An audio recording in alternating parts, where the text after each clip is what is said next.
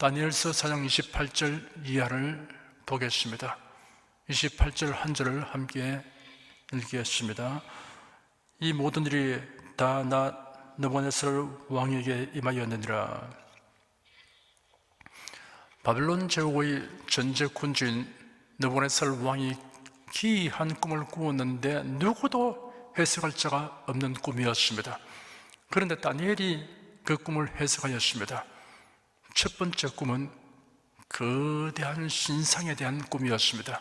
머리는 금, 가슴과 파란 은, 배와 넙죽, 다리는 놋, 종아리는 철, 발은 철과 진흙으로 된 신상이었습니다.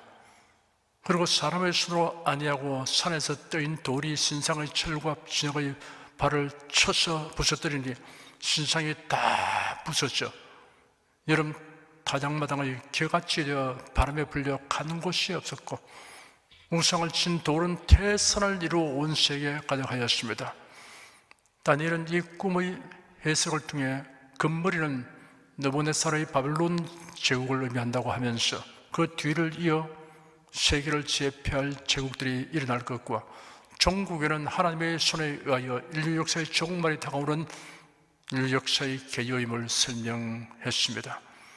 두 번째 꿈은 땅의 중심에 심히 크고 무성한 나무가 있어 그 나무에서 나는 것으로 만민의 식물이 될 만하고 짐승과 새가 깃들 정도였습니다. 그런데 하늘에서 내려온 거룩한 자가 소리질러 외치기를 나무의 뿌리의 그루터기를 남기고 그 나무를 뺀 후 들청초 가운데 두게 하였습니다. 이 나무는 특정인을 가리키는 것으로 그 사람이 짐승의 마음을 받아 7대를 지나게 되리라 하였습니다.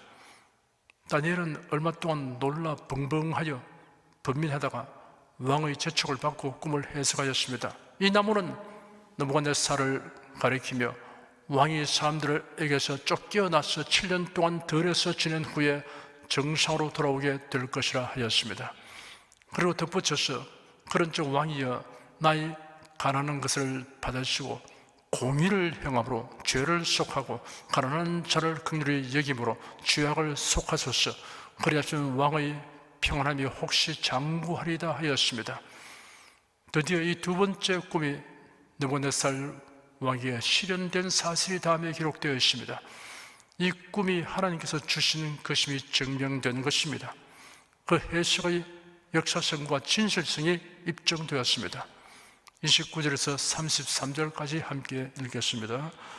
12달이 지난 후에 내가 바벨론 궁 지붕에서 그늘새 나 왕이 말하여 가로되 이 큰 바벨론은 내가 능력과 권세로 건설하여 나의 도성을 삼고 이것으로 내 위엄의 영광을 나타낸 것이 아니냐 하였더니 이 말이 오히려 나 왕의 입에 있을 때 하늘에서 소리가 내려 가로되 느부갓네살 왕아 네게 말하노니 나라의 위가 네게서 떠났느니라.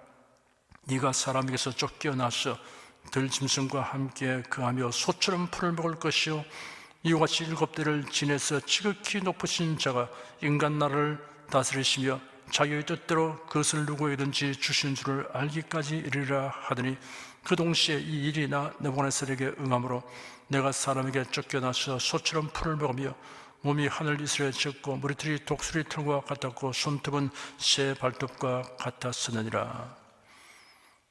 왕의 꿈에 대한 다니엘의 해석과 충고가 있은 지 12달이 지난 후에 그 꿈이 현실로 다가왔습니다. 12달이 지난 후라고 난수를 밝힌 의미를 두 가지로 분석할 수 있습니다. 첫째는 하나님께서 느부갓네살 왕이 다니엘의 충고대로 그의 태도를 고치는 데 필요한 시간을 충분히 주셨음을 암시하는 것입니다. 둘째는 꿈 해석을 들은 후 얼마 동안은 하나님의 심판을 면하려고 노력을 하였지만 시종일관하지 못했음을 지적한 것입니다. 느부갓네살 왕은 깨달음과 감동을 속히 받으나 소멸하는 속도 역시 빨랐습니다. 어떤 귀중한 사건이나 메시지를 접할 때 나타내는 반응을 4가지 유형으로 분류할 수 있습니다. 첫째는 이유는 여러 가지겠으나 좀처럼 깨달음이 없고 감동을 받지 않는 사람이 있습니다. 예수님 당시 바리새인과 사두개인들이 이에 해당됩니다. 예수님이 하시는 말씀을 직접 듣기도 하고 행하시는 놀라운 일들을 보았으나 깨달음이 없고 감동도 없었습니다. 오히려 예수님의 말씀을 책잡으려고 했으며 말의 올무에 걸리도록 하려고 교묘한 질문을 하였고 죽이려고 모의하였습니다. 둘째는 깨달음과 감동을 속히 받으나 속히 소멸하고 식어버리는 사람이 있습니다. 애굽에서 해방되어 가나안 땅을 향하여 가던 이스라엘 자손들이 여기에 해당됩니다. 그들은 시내산 위에 하나님이 강림하시고 친히 사람의 음성으로 하신 말씀을 들었습니다. 모세를 통하여 주시는 율법과 제사법을 받았습니다. 만나를 비롯하여 하나님의 보살피신 손길을 경험했습니다. 감동하지 아니한 사람이 있을 수 없습니다. 그런데 그 감동이 지속되지 못하였고 도리어 그것을 원망불평거리로 삼았습니다. 셋째는 깨달음과 감동을 속히 받든 늦게 받든 일단 받으면 상당히 오래 지속되는 사람이 있습니다. 넷째는 깨달음과 감동이 날이 갈수록 더 깊어지고 확대되면서 그로 인하여 자신뿐 아니라 다른 사람에게 선한 영향을 미치는 사람이 있습니다. 매우 바람직합니다. 저와 여러분은 이런 유형에 속하여 일치월장하는 신앙생활을 하기를 바랍니다. 느부갓네살 왕은 속히 깨닫고 감동받는 사람이었습니다. 다니엘이 왕의 첫 번째 꿈을 해석했을 때 대단한 감동을 받고 그의 깨달음을 진솔하게 고백하였습니다. 다니엘에게 엎드려 절하고 예물과 향품을 다니엘에게 하사하였습니다. 그리고 다니엘에게 말하기를 너희 하나님은 참으로 모든 신의 신이시요 모든 왕의 주제시로다. 네가 능히 은밀한 것을 나타내었으니 네 하나님은 또 은밀한 것을 나타내시는 자시로다 하였습니다. 풀무 가운데 던져진 사드락 메삭 아벳느고가 모사했을 때도 마찬가지였습니다. 느부갓네살 왕이 말하기를 사드락과 메삭과 아벳느고의 하나님을 찬송할지로다. 그가 그 사자를 보내사 자기를 의뢰하고 그 몸을 버려서 왕의 명을 거역하고 그 하나님 밖에는 다른 신을 섬기지 아니하며 그에게 절하지 아니한 종들을 구원하셨도다. 그러므로 내가 이제 조서를 내리니 각 백성과 각 나라와 각 방언하는 자가 무릇 사드락과 메삭과 아벳느고의 하나님께 설만히 말하거든 그 몸을 쪼개고 그 집으로 걸음돌을 삼을지니 이는 이같이 삶을 구원할 다른 신이 없음이니라 하였습니다. 느부갓네살 왕은 다니엘이 해석하는 두 번째 꿈의 해석을 들을 때 역시 깨달음과 감동을 받았을 것입니다.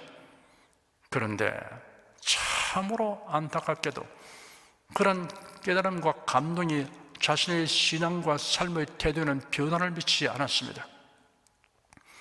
그의 꿈에 대한 다니엘의 해석과 충고가 있은 지 12달이 지난 어느 날 느부갓네살 왕이 바벨론 궁 지붕을 거닐면서 자기 도취에 빠졌습니다. 바벨론 성의 규모는 둘레가 약 200리가 되며 676구역으로 구성되었습니다. 역사상 7대 불가사의라고 하는 공중정원도 있었습니다. 느부갓네살 왕은 화려한 왕궁과 웅장한 도성을 바라보며 자만심에 가득 찬 말을 하였습니다. 이 큰 바벨론은 내가 능력과 권세로 건설하여 나의 도성을 삼고 이것으로 내 위엄의 영광을 나타낸 것이 아니냐 하였습니다. 사람이 직면하는 가장 큰 위기와 불행은 자신의 안중에 하나님이 보이지 아니하는 상태에 이르는 것입니다. 그렇게 되면 자만, 자기도취, 과대망상에 빠지게 됩니다. 왕들 중에 다른 한 예를 들면 헤롯 왕이 있습니다. 유대 지역을 다스리는 헤롯 왕은 유대인들의 환심을 사고 자기 지지 기반을 견고하게 하기 위해 기독교회를 핍박했습니다. 교회가 점점 왕성하여 가는 것을 우려하는 유대 종교 지도자들의 소리를 들었던 것입니다. 헤롯 왕은 사도 중에 한 사람인 야고보를 붙잡아 죽였습니다. 그리고 유대인의 반응을 살피니 크게 기뻐한 것을 보았습니다. 그러자 교회의 수장직인 베드로를 체포하여 감옥에 가두었습니다. 내친 김에 더욱 본격적으로 교회를 받게 하여 유대 사회에서 그의 정책 입지를 더욱 공고히 하려는 속셈이었습니다. 베드로가 보통의 다른 죄수와 같지 않다는 것을 그들이 너무나 잘 알고 있는 헤로드 왕은 베드로의 탈출을 방지하기 위해 무려 16명의 군사를 통하여 4명씩 교대 근무하며 철통같이 지키게 하였습니다. 그는 하나님의 천사를 보내어 베드로서를 구출하였습니다. 헤롯 아그리파 1세는 유대인 군중들 앞에서 베드로를 재판하고 처형함으로써 유대인들의 환심을 사려고 하였는데 그 계획이 완전히 무산되자 그런 체면 치레로 파수꾼들을 사형에 처하게 하고는 사건을 일단 낙지었습니다. 헤롯 왕은 이 사건이 있은 후에 가이사랴로 내려가서 거기에 머물렀습니다. 베드로의 탈출 사건으로 인해 머쓱하게 되고 심기가 불편한 탓이었습니다. 로마 황제 글라우디우가 브리타니아 원정에서 승리하고 귀환한 것에 대한 경축 행사 준비를 위한 것도 한 이유일 것입니다. 당시에 헤롯이 어떤 일로 인하여 두로와 시돈 사람들에 대하여 경노하였습니다. 아마 무역에 관련하여 어떤 분쟁이 발생한 것으로 추정됩니다. 그리하여 경제적 제재 조치를 취했던 것입니다. 그 경제적 조치란 식량 수출을 금지한 것입니다. 두로와 시돈은 페니키아의 주요한 항구 도시로서 상업과 무역이 크게 발달한 도시였습니다. 그 대신 그 땅은 농업에 적합하지 않았습니다. 그들은 주로 헤롯의 관할 지역에서 생산되는 양식을 수입하였습니다. 성경에 기록된 것을 보면 그들은 레바논에서 생산되는 백양목과 잣나무 목재를 솔몬 왕에게 제공하고 대신 식량을 가져갔습니다. 아무리 돈이 많아도 양식이 없으면 굶어 죽을 수밖에 없습니다. 두로와 시돈 사람들은 헤롯 왕의 식량 금수 조치에 직면하여 몹시 당황하게 되었습니다. 이 문제를 해결하기 위해 고심한 끝에 헤롯 왕의 침소를 맡은 시종장이며 동시에 재정 담당관인 블라스도의 도움을 받는 길을 택하였습니다. 블라스도라는 이름은 전형적인 로마인의 이름입니다. 헤롯 왕은 친로마파로서 로마인을 자신의 침수를 주관하는 신하로 삼은 것입니다. 침수를 맡아 주관하는 신하는 대체로 내시였습니다. 내시들 중에는 상당한 영향력을 가진 자들이 있었습니다. 블라스도는 헤롯 왕의 두터운 신임을 받고 있었습니다. 그래서 그 영향력을 이용하여 헤롯의 노여움을 풀려고 시도했던 것입니다. 그 방법이 적중하였습니다. 두로와 시돈 사람들의 화해 요청을 헤롯 왕이 수용하였습니다. 유대인 역사가 요세푸스의 조약인 고대사에 여기에 관련된 기록이 있습니다. 브리타니아 원정에서 돌아온 로마 황제 글라우디오의 계선을 축하하기 위해 열린 대회의 둘째 날에 두로와 시돈의 지도급 인사들이 헤롯과 화해하기 위해 방문하였습니다. 이 날을 헤롯은 그들과의 화해의 날로 잡았습니다. 요세푸스의 기록에 의하면 이날 헤롯 왕은 길고 헐거운 은색 겉옷을 입고 반응형 경기장의 기빈석에 앉았다고 합니다. 그 옷이 햇빛을 반사하게 되면 군중들이 그를 바라볼 수 없을 정도였다고 합니다. 헤롯 왕은 이러한 복장으로서 자신의 위엄을 돋보이려고 하였습니다.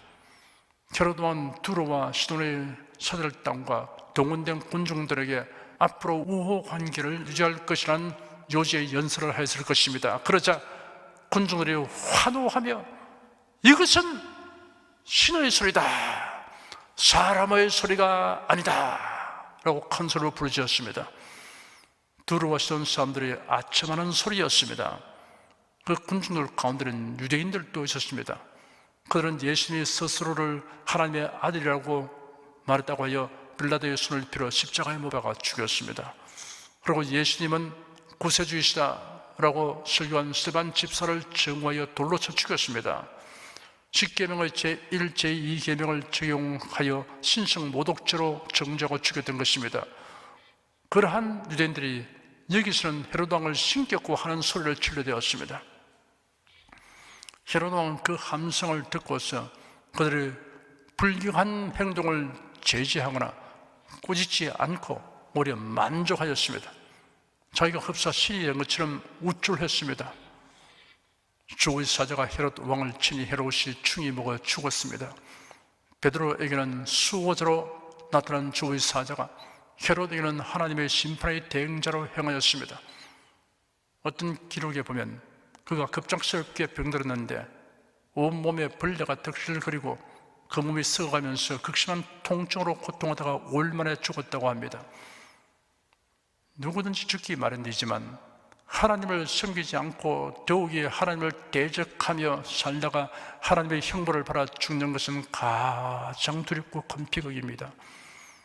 잠시 잠깐의 영화를 위해 하나님을 대적하다가 영원한 형벌에 들어가는 자보다 더 미련하고 불쌍한 인생은 없습니다.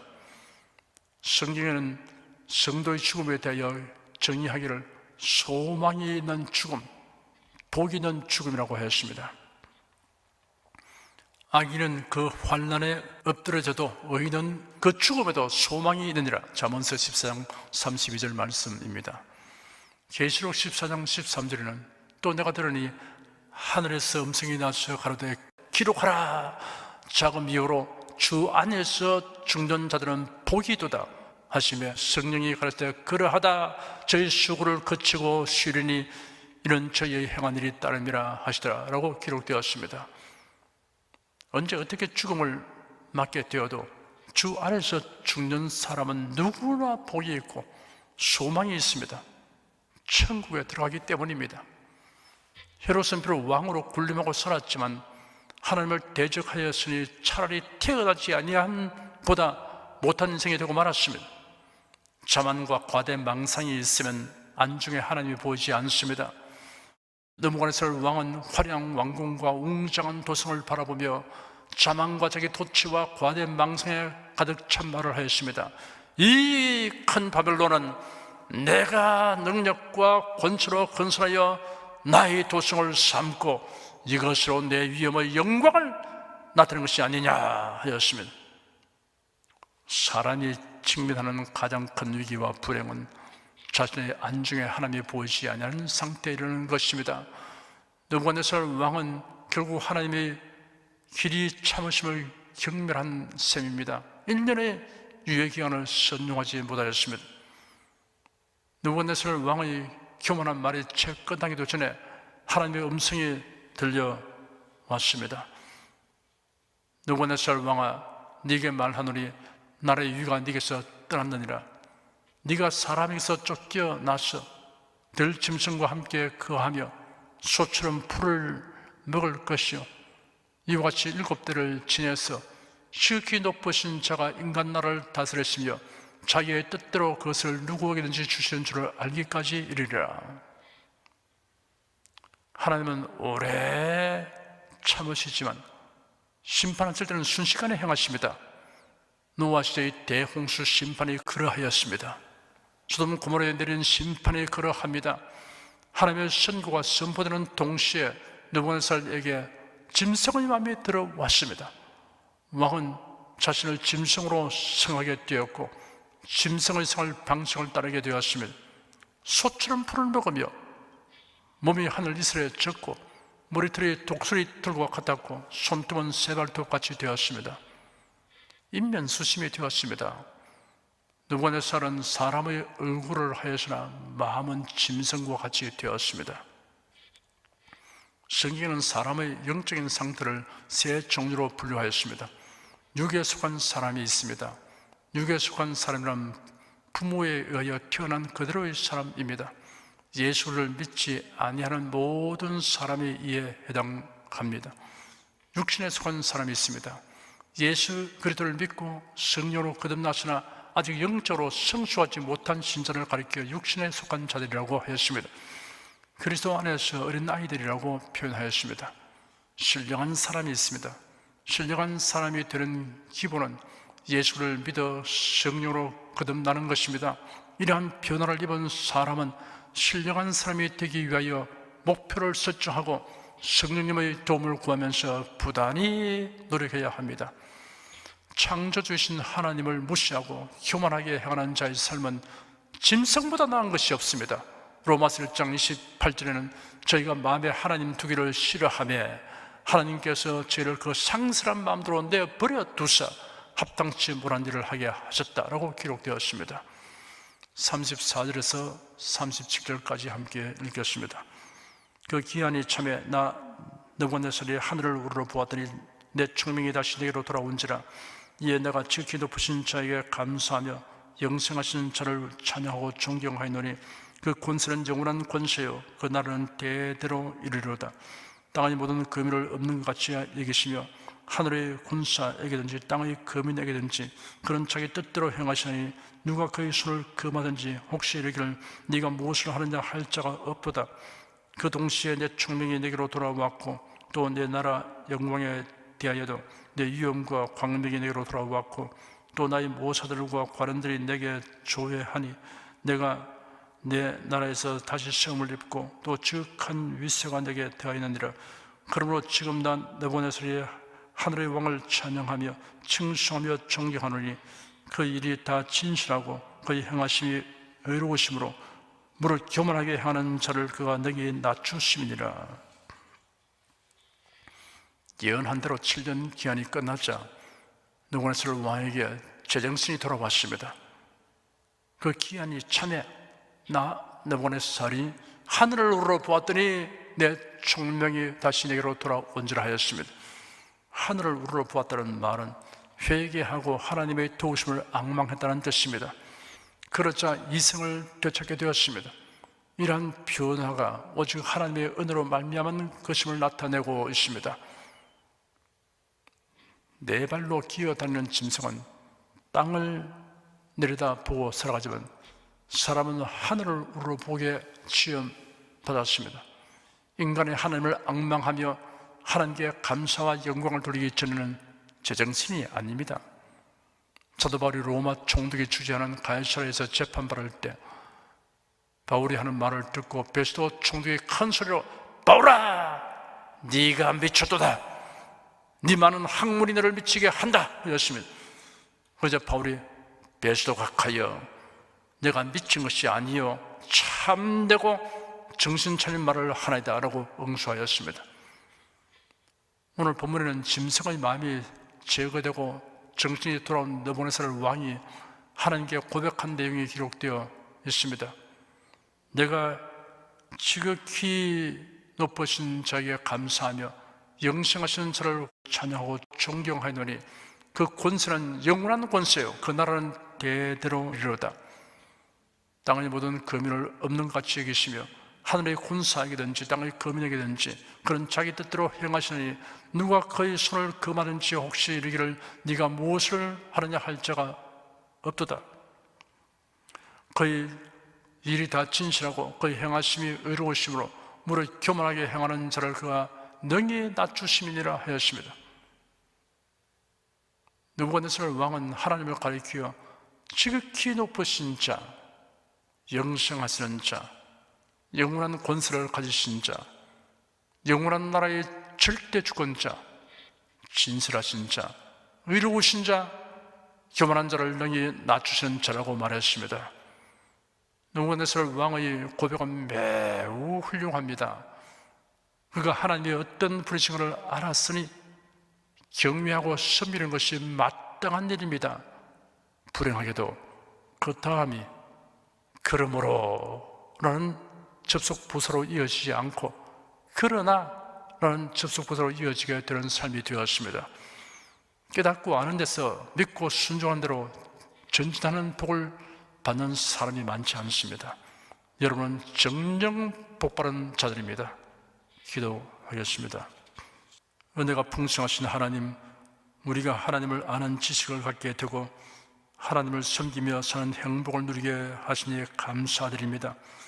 하나님의 어떤 부르심을 깨닫고 알면서도 섬기지 않는 느부갓네살 왕을 보면서 인간의 미련함을 우리가 여실하게 보았습니다.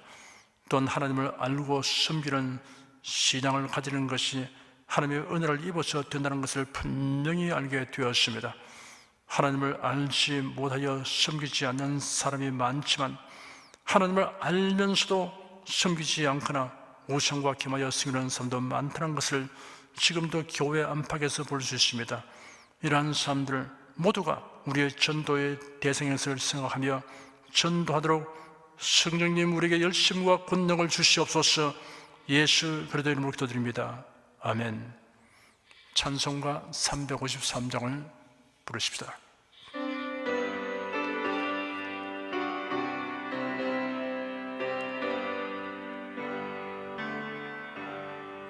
내 주 예수 주신 은혜 한없건만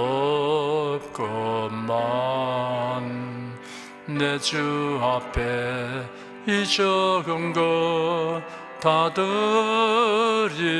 드리니 주 예수여 내 정성을 받으소서. 주 날 위해 보배로운 피 흘리사 그 귀하신 생명까지 다 주시니 내 천한 몸 이 생명을 왜하기랴. 주 예수께 받은 것이 한없건만 나 주 위에 드린 것은 참 적으니 주 예수여 너그럽게 보옵소서. 날 위하여 십자가에 피 흘리사 주 예수의 은혜로서 인치시고 내 모든 것 주의 소유 삼으소서. 주 날 위해 그 귀하신 몸 버리사 이 내 몸을 피값으로 사셨으니 내 생명도 주 예수께 바칩니다.